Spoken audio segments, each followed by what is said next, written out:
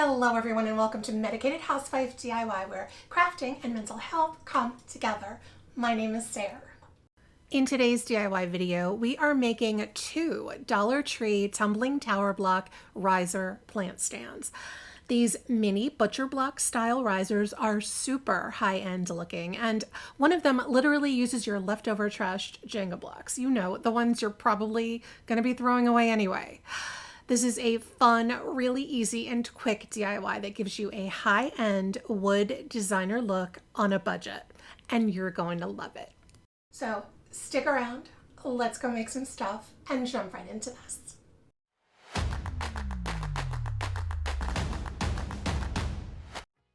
To begin with, for DIY number one, I'm opening a new 72-piece box of tumbling tower blocks, and I empty that box into a container. I am also going to be using my Tight Bond Quick and Thick wood glue. That was recommended to me by one of my subscribers, so thank you. I will link it for you in the description box below. We're using a total of 68 blocks for this riser, and the 68 is broken down into 8 rows. The rows are alternating in number of blocks. So our first row has 11 blocks, and they're going to be stacked on top of each other, as you can see me doing here.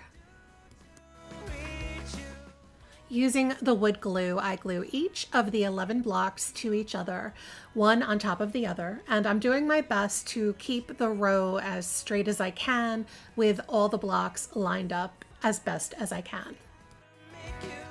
Row number 2 is made up of 6 blocks, and they're going to be glued side to side, as you can see here.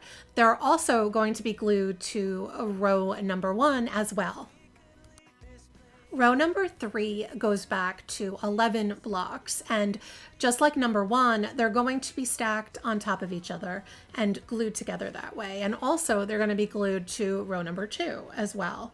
So every now and then I try to adjust the glued rows to keep them as straight as I possibly can. Row number 4 is 6 blocks, and it's the same as row number 2 was. I think you can see the pattern that we're forming here. So row number 4 has 6 blocks, and we're going to glue them side by side and also glued to row number 3.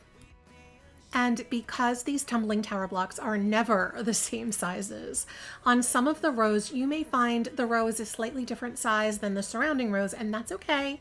They don't have to be perfect. They still look good in the end, so please don't stress about it. For row number 5, we're back to 11 blocks, and as in the previous 11 block rows we've already glued, we are going to be gluing them stacked onto each other, and then also glued to the previous row, which was row number 4. Row number 6 is back to 6 blocks, and these are glued side to side and also glued to the previous row, which was row number 5. Row number 7 is 11 blocks, and just like the other 11 block rows, these blocks are glued together, stacked on top of each other, and also attached to the previous row. Row number 8 is our final row, and it's 6 blocks glued side to side and also attached to the previous row. And this completes our 8 rows of alternating 11 and 6 blocks. And we then have a nice solid wood square. Once all my wood glue has dried, I think I gave it about 3 hours, I'm using this Minwax stainable wood filler. I'll link it for you below.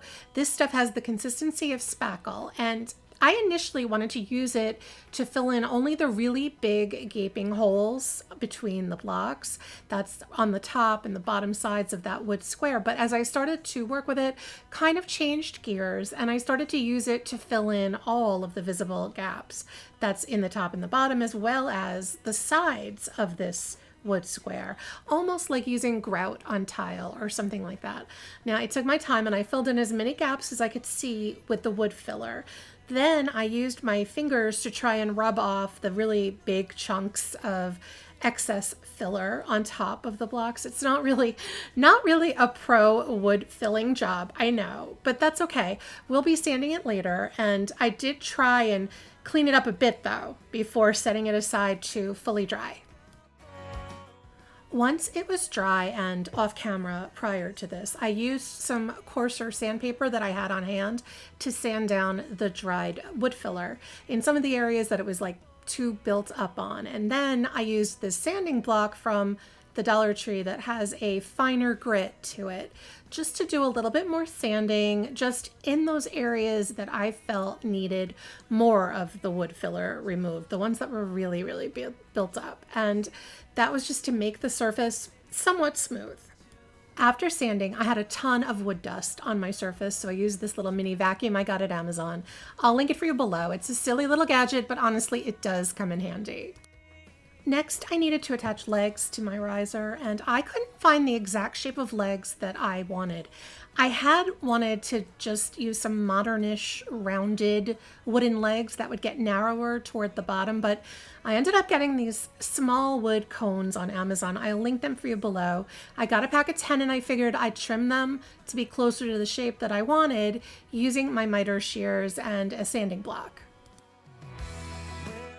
I knew I didn't want my legs to end in a point, in a little pointy part like these cones do. So I cut the tips off the pointy part of the cones so that they would have a totally flat bottom. And I used a pencil to try and make the same point on all 4 legs to trim off with my miter shears. So I did the initial cut and then ended up having to trim them even more to make that cut straighter. I even used a pair of scissors to help trim since the wood on the cones was pretty soft anyway. And then I sanded off any of the sharp edges, doing my best to make all 4 legs the same height. Then I used my mini vacuum to pick up the dust and those little points that I had cut off. Next, I needed to stain my project, starting with the legs. And at first, I picked out this varathane wood stain in the color Golden Oak. And I started with staining the legs first, applying the stain with a brush, and using a dry paper towel to wipe away and to rub off any of the excess. After I finished staining all 4 of those legs, I took a look at them and I realized they were just too dark for the look that I wanted for this first riser. So I knew I couldn't use them for this, and I was just hoping that I could use them for the second riser since I only had 10 legs altogether. So I grabbed 4 unstained cones, and then I had to go and cut, trim, and sand them all, and then stain them with the varathane wood stain that I had in the color Ipswich Pine, which was much closer to the color and to the tone that I wanted for this first riser. Next, it was time to stain the wood square that we made out of Jenga blocks, and I'm using the same color as the legs, which is the varathane Ipswich Pine. I'm also using a small brush and doing the square in very smallish sections because I wanted to have more control over how deep the color gets, and I also wanted the opportunity to wipe away any excess stain quickly because I didn't want any drip marks on the sides or anything like that. And I did the top and the bottom first, and then I worked on the sides, really taking my time on each section. Lastly, I needed to attach the legs to my riser, so I decided which end was going to be the top and which would be the bottom, and I used my Titebond wood glue to attach the 4 legs to the bottom of my Jenga block wood square. And this is how the first of my DIY Tumbling Tower Block Risers turned out. Now, when I initially thought of this project, I wanted to make an actual butcher block, but miniaturized and using Jenga blocks. So that's really how I assembled this, but looking at the finished product, I think this riser is so much more than just a tiny butcher block. This riser could be used for anything, for plants, for candles, for knickknacks, or even in a bathroom or a kitchen for soap or sponge or a small towel. It has some Scandinavian spa-like vibes to me, especially in this color wood. It also can go in a moderner, maybe even a farmhouse direction. Now, although it looks like a butcher block because we used Dollar Tree wood blocks, I would not consider this riser to be food safe. At least, I don't think it is, but that's a very good question. If any of you have the answer to that, let me know in the comments if you know whether or not the wood in Tumbling Tower blocks is food safe. I think moving forward, we'd all like to know that. Moving on to DIY number 2, our second Tumbling Tower Block Riser.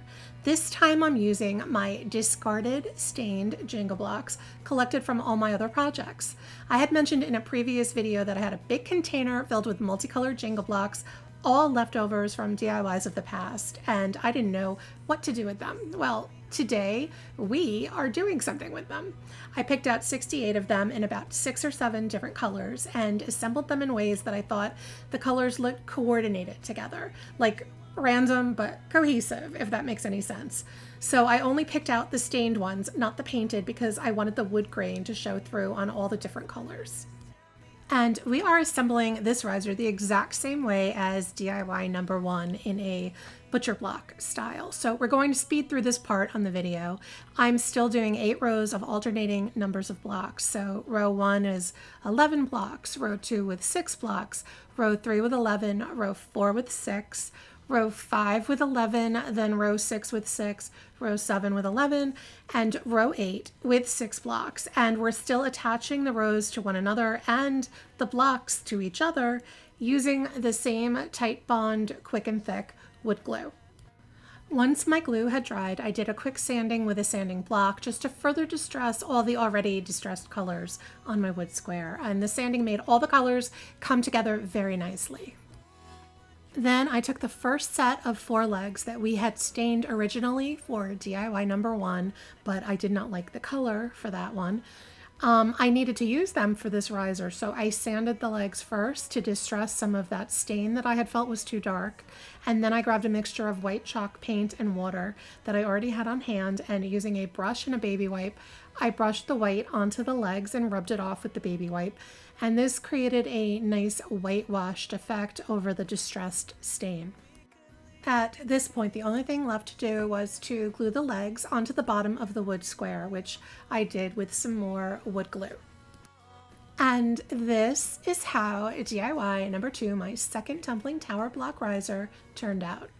The funny thing about this DIY is that I was so sure I was going to hate how the riser was going to look with all of those multicolored Jenga blocks, but I totally love it.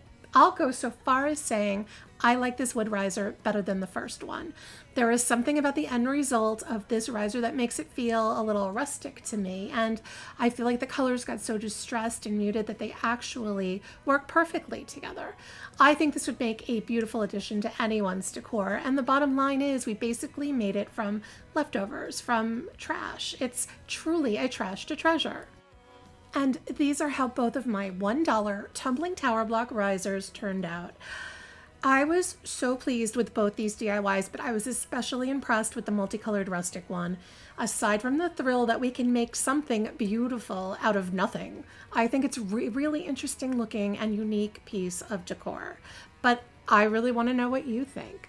Do you like the natural wood look and the spa-like vibe of number 1, or the rustic farmhousey feel of number 2?